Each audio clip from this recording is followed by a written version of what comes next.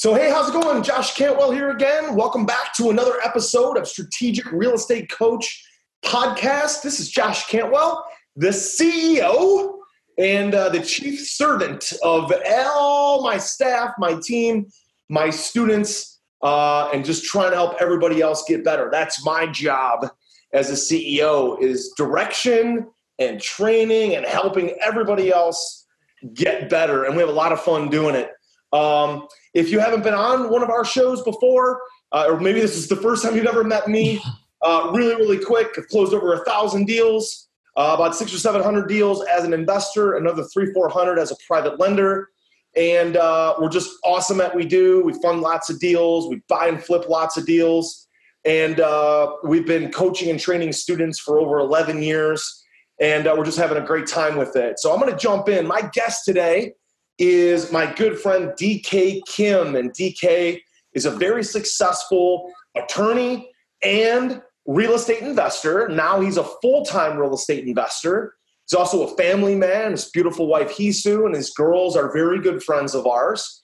We go down to Orlando a couple times a year and see them. And DK is also a great investor, but he's also one of our coaches. He's somebody that I personally mentored years ago. And he grew up in this business and just did a great job, quit his job, and now is actually coaching with me, coaching our students on a day-to-day basis, and does a great job. So DK, what's going on, my friend? How are you doing today? I am doing great. It's not snowing here in Orlando, Florida. It's 75. It's snowing. You had to start with that? It's snowing here. Oh my goodness. It literally snowed last first snowfall. Wow. What's it like down there? Like 75, sunny, guys hanging out? Yeah. No humidity. I mean, we're living life large. Oh, man. Well, that's good, DK. So why don't you just give our audience some flavor, some color, some foundation about you, about, kind of where you're at today in your real estate business. And then we'll backtrack a little bit and talk about your transition from your old job, your old deal, into real estate. So just give us all some foundation. Like, what's your focus? What's your main investment strategy? Is it rehabbing, wholesaling? Well, what are you doing today? What's your favorite thing to work on? Yeah. Right now, my number one most favorite thing is new construction apartment and new construction housing. And nice. The reason why I'm doing that is because I have 0 rehabs at the moment, because I know this is going to blow up. And I don't want to be chasing 2 rabbits and have nothing to show. And so that's where I'm spending my time, more on the development end of real estate. Nice. Now, DK has done a lot of traditional real estate investing, wholesaling, rehabbing, rental properties. So DK, give us some flavor about that. New construction is what you're really excited about today, but maybe in the last year or two, just give us some ideas, some color around some of the different types of deals that you've closed. And I know you also like to buy and invest a little bit in properties that are already occupied, a pretty good investment strategy to find deal flow. So just comment on that for a minute. Yeah. So, from 2013 all the way till even this year, I've done the occupied property strategy. And the reason why I like that is because the auction houses get really scared. They don't know what's the condition of the house on the inside. So they tend to drop the prices faster and sooner. And that meets our threshold. So that's one strategy. And then, of course, the regular off-market strategies. I've done a lot of lease options, whether it's a tin can mobile home, not in a park. I mean, those are great cash cows. And I'm going with, the real estate trends in the area. And rehabs are not saying that there aren't any deals. It's just it's more number driven. And instead of going to that right now, especially in Florida, new construction, anything, you're going to get over your list price on a new construction home. So I wanted to add that into my arsenal, and to be fully focused. That's why I've kind of not stopped the rehab. It's just I just know it's about to blow up on our end. We have 6 lots, and we're currently marketing to a lot of lots in the area for new construction. So yeah, that's fantastic. Yeah, so DK has been with me. I've been working with him coaching him, and then just, really just creating an awesome friendship with him since 2013. So over 5 years of a lot of interaction, sharing in masterminds, those kind of things. So DK, let's take a step back for a minute. You've closed a lot of deals, but when we first met, you were a frustrated title and immigration attorney, and really, I think you enjoyed that for a while, and then you were kind of souring on it and thinking like, what do I need to do to get into real estate full time, or what do I need to do to at least get free of this job, to have the time freedom to really do what I want to do? So give me an idea. What was on your mind? What were you frustrated with? What were your pain points? And why did you gravitate towards real estate? When did you catch that real estate bug? Yeah. One of the things that even at that time, it was such a jam-packed 2-day event with you, but my first real estate deal, I did start in 2002. 2 years out of college, I did have one small rental making $900 a month. But at that time, it was just like, I'm young. I was only 24. But then by the time when I started on the 40K flips, it was like November of 2012. That's when it really hit my head. I had a lot of aha moments. And my second daughter, Emma, who you met, like I signed up literally. If you check the records, I'm sure you could. I think it was about 10 days after she was born. I had a oh crap moment. I was like, oh my goodness. I hate my life. I hate being an attorney. I hated the golden handcuffs, but I created my own golden handcuffs. That was the problem. And it was in the back of my mind. You know what? Everyone who had wealth had real estate. And by that time, I had accumulated all the skills: title, real estate agent, right? But the missing piece was, what the hell is going on about private lending? And you're the only person in the country that kind of somewhat quasi-explained it at that time. And I said, you know what? I got to go dive in with coaching. I got to meet this guy. I got to figure out what the heck is going on, because I know this guy can help me, And so what I was running away from, it wasn't really running away. It was just a matter of me taking control of my life, because I looked at my second newborn daughter, and I'm like, I can't do 60, 70 hours a week. I'm tired of cleaning other people's problems. Like, I should be the one where people should be cleaning my problems, because I'm going in such a big direction. Right. Yeah. So that was the original aha moment, or, where at that point in my life, I said, I can't do this. I got to find another way. And I got to help my family and myself, because I was losing my mind at that time. Yeah. Wow. Yeah. And I've interviewed lots and lots and lots of successful investors, lots of our own students. And it seems like within our sort of avatar, within our group, there's a lot of us that have a lot in common. You got on the low end guys in their like kind of early 40s, and on the high end guys and girls in their late 60s. And really none of us are investing in real estate to be like, I want to be a billionaire and have a private jet and a Lamborghini, and I want to party all night and like throw dollar bills like this. And that's just not us, man. Our group seems to really be a family-driven group of a lot of parents, grandparents, who are really looking for the time freedom to do what we want, and use real estate to kind of replace our current income, our current lifestyle, and then grow from there. So what was on your mind? What was your number one objective when you got in? Was that kind of your thought process too?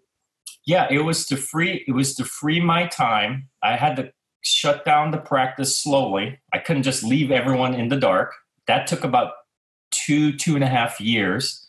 But especially the first year, it was really tough, because I was basically having 2 full-time jobs. One full-time job was the attorney going down here, and then the investment here. So as soon as I got to this fulcrum, I knew like I was going to be okay.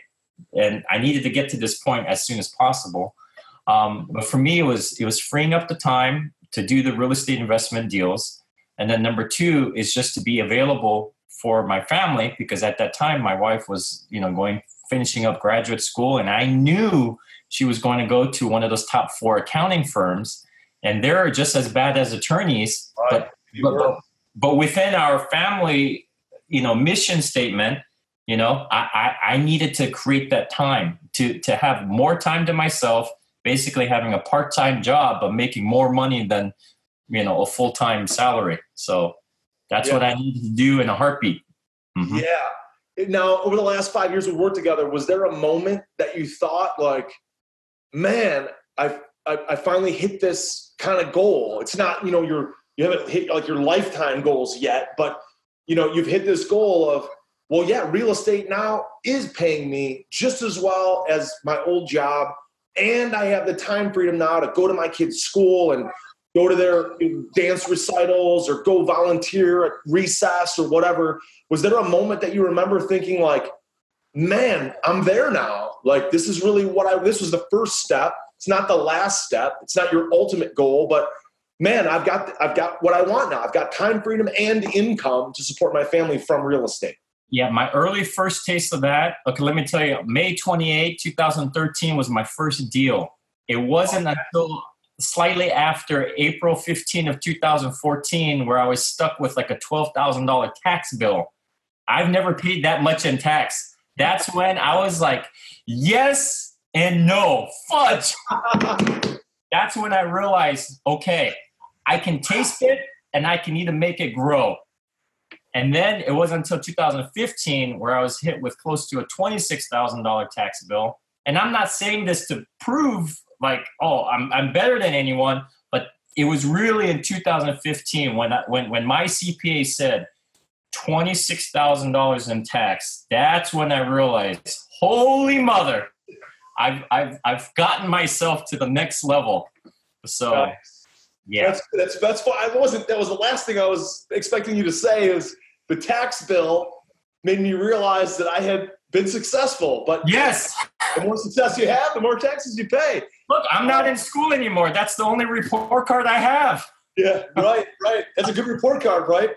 Obviously with real estate, right? We make a lot of money too with commercial real estate and rentals to get that tax burden down over time, which is right. Right. So awesome, DK. Listen, help me understand, like, you and I are about the same age. We've got wives and kids about the same age. Our kids, play great together when we're hanging out in Orlando with you guys. But what do you think about the next couple years for you? Like, you've really matured in this business. You've done all kinds of wholesale deals, lease options, rehabs. Like you said, tin can mobile. You're doing development deals.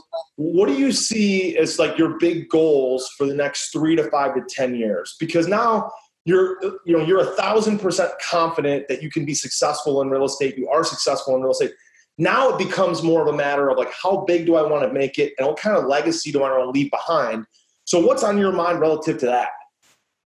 So between the 3 and 5 year, I would like to be purchasing raw land, getting the entitlements, and being able to call Lennar and say, dude, get this property. It has every entitlement you want. You got 2 weeks to give me a yes or no, or otherwise I'm moving to Pulte, or I'm moving to, because I got the title. I've done enough transactions. I can see that. I've been through zoning. That's something there. For me, more on the 10 year, I would like to have a foundation that focuses on the difference between transitioning people who are coming from Korea into the United States to make them transition into the U.S. lifestyle better.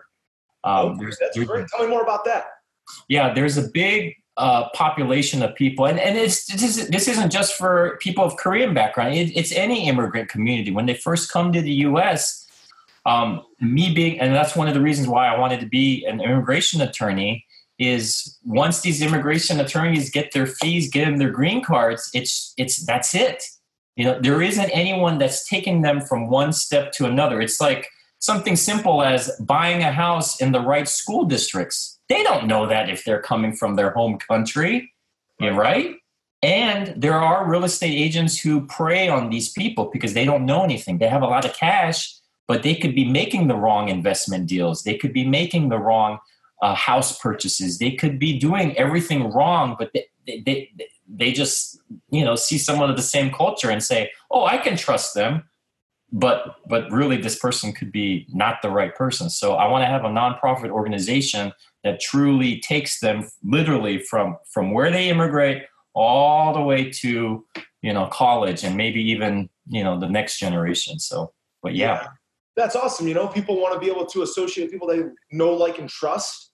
Mm-hmm. And, not being an immigrant, I'm a third or fourth generation American. So I'm pretty just American at this point, I've got Irish blood, and I've got Slovak blood, and I've got, I've got different things between my parents and my grandparents, Polish blood. I don't know what that feels like, but, there's a lot of people that come to this country with a tremendous work ethic and the cash that they've saved and, beliefs and conservative, but they want to make something. They come here for the American dream, right? The entrepreneurial dream. But man, I agree with you. Those people can be also preyed upon by people who are savvy and don't have their best interests at heart. So that's an awesome, awesome goal, man. That's an awesome mission to have. I wanted to ask you also a little bit more about your students. And so, a lot of our people come and they see me up on stage and you speak. You're one of our featured speakers at our events. And we've got our next event coming up at the Flip and Fun Summit. You can check it out if you're interested in coming to one of our live events. Our events are not seminars. They're not networking events. They're really coaching events, right? Because DK and Kyle and Chris, myself, we're not just up there on the stage speaking. We get down with the crowd and we're hanging out, helping people create their business plan. So, if you're interested, come to flipandfun.com is the website. Come to one of the Flip and Fun Summits. When people sign up at these events, they get assigned to a personal coach. And DK has, a large handful of these students, and he works with them on a one-on-one basis. And DK, when somebody signs up for coaching and they really believe in me, they believe in our organization, they believe in you guys as coaches, they come in all excited, but they've got to transfer that excitement into execution. They got to transfer the excitement into action. So what is that first couple weeks or month of coaching? If you coach these people, what's it like working with you? What do you try to get them focused on? What do you try to get them understanding so that they can really take off and get moving quickly? Basically, the number one thing is I have to pretend I'm living in their market. And it's very hard to do when you're physically not there. So there's a lot of things we have to run through, talk to the realtors, talk to the local contractors, what's going on. They got to be my eyes and ears, but I'm trying to pretend that I'm in their own local market, because otherwise I'll be giving them information that's kind of skewed incorrectly or maybe correctly. But in order for me to give them the best advice, I need them to be my eyes and ears, but I'm telling them, but not a lot of times I don't even tell them why I'm doing it. I just want them to do it. And then once they do it, they'll understand the reasoning. In a way, it's kind of being Mr. Miyagi to the Karate Kid. So I got to do that in the beginning, and they may not understand why, but over time, after the first month or two, they're like, oh, yeah, exactly. Right. Yeah. No, this way. Well, yeah. Why am I doing wax on, wax off? Right.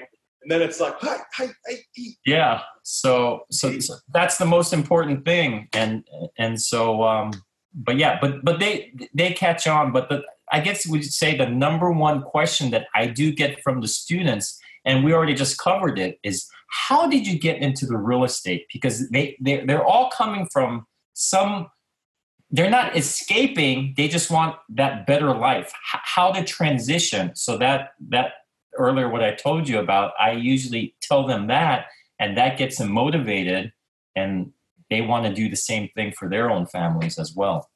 Yeah, that's awesome. I think as a coach, we've got to jump in and find out where people are at today and really where they want to go. And I think that's when you and I first met, we spent 2 full days together, and it was, DK, tell me where you're at. What's going on? Tell me about your family. Tell me about your kids. Tell me about your job. Tell me about your free time. What resources do you have? What network do you have? What do you know about this business already? What do you have for mental resources? What do you have for physical resources? Finance resources, capital resources. What kind of team do you have? That's a resource. And ultimately, like, where do you want to be? And then reverse engineer it from there, because every single person we coach has a different vision for their lives. Everybody's unique. So maybe just talk to that for a second. You know, your coach usually sometimes 6, 8, 10, 12 people at a time. You're doing these boots on the grounds where you actually go to somebody's markets, go to somebody's properties, spend time with them. But it's kind of like you're just trying to close the gap, right, between where they are now and where they want to be, try to get them there as fast as possible. Mm-hmm. So go ahead. Yeah. So, well, first of all, I mean, yeah, it's great if you have like trying to make $10 million profit versus, 100,000. So I try to get it in small little chunks, small attainable goals, right? Yeah. One of my former students, I quickly realized before she realized that she doesn't want to be a rehabber, even though we went through everything. After 3-4 weeks, I said, look, you're a cash flow person.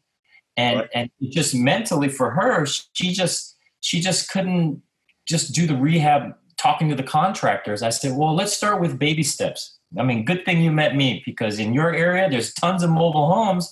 So we did the same owner financing lease option deals just for little mobile homes. And then now she has close to, over $100,000 in equity, but she would never have had that if she didn't tell me what was going on in her life, or if I didn't dig down and deep.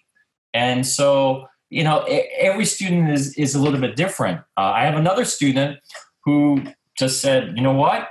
I need to change my life completely upside down. I need to get close to $1 million. And that's Jim Thomas when I first started with him, right? And look at him. He's killing it, right? He has like 6, 7 other more rehabs. And he's one of my favorite colored students. He has so much energy. And I thrive off of that. And he pushes me as well. And that's one of the reasons why I like coaching, is because everybody has their own little angle, own little ideas. But not only that, I like it when the student can take our teachings, what we preach and teach, and throw it back at the coach. And then I get in a, holy cow, he just taught me something, and so it's giving back. Yeah. Absolutely. Fantastic. Well, DK, listen, as we kind of wrap up here, I just want to give all of our audience a couple resources. So if you're thinking about going to the next level in your business, a couple things to consider. One, again, come meet me and DK together and all of our faculty at a Flip and Fun Summit, flipandfun.com. If you're looking for coaching, mentoring, and kind of latching onto an organization, you can apply for our coaching. Our coaching is done through an application process, whether we're at live events or whether we're doing it, virtually from your home and from our office. That's done through our website, joshcantwellcoaching.com, and you apply. And again, there's nothing to buy there. You go through an interview process to see if you qualify, because some people just don't have the right mindset to even go through a coaching program. So we'll let you know if you're a fit for that. And then finally, if you enjoyed the interview today with DK about his journey as a real estate investor, some of the tips and tricks and things that he's doing, leave us a 5-star rating. You're going to find this interview maybe on iTunes or YouTube, Facebook, some of these different social media platforms. If you enjoyed it, leave us a 5-star rating. If you didn't enjoy it, leave us a 5-star rating, and leave us comments, beneath the videos. My team is monitoring those platforms for comments. We can feed those back to DK. He can answer. We'll add them onto the comments. So leave us a rating, leave us a review. Let us know how we did. If you enjoyed it, just let us know. If you thought it was bad, give us a 5-star rating. We appreciate it.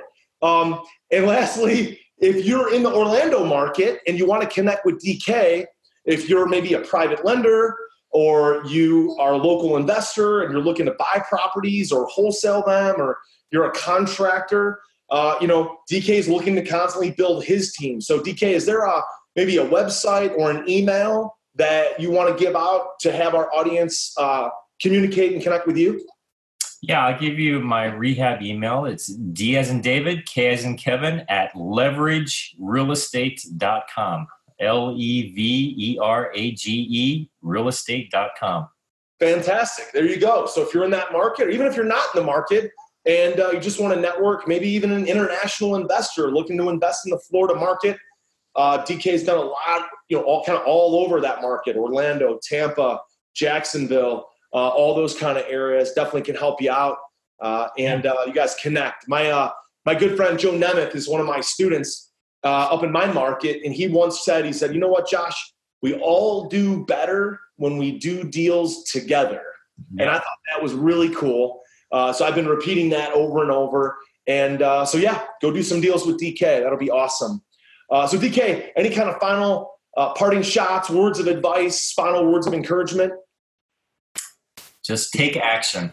Just take action. You learn best just by doing. I mean, to sit down, read it from a book or whatever, I mean, that's great, but just take action. That's the number one. It's not real unless you have real bullets coming back at you. Right. That's a great one. All right, guys, listen, thanks a lot for joining us on another episode of the Strategic Real Estate Coach podcast. We look forward to connecting with all of you very, very soon. Take care.